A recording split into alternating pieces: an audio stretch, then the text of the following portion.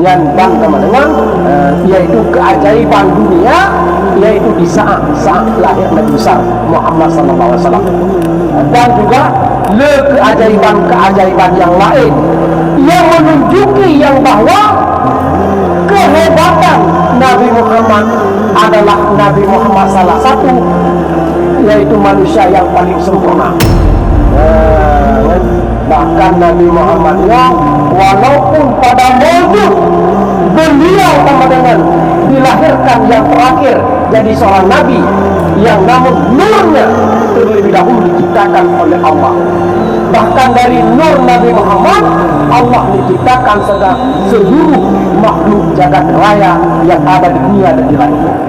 Mandum-mandum dengan penerji Allah, mandum-mandum dicipta dari para Muhammad.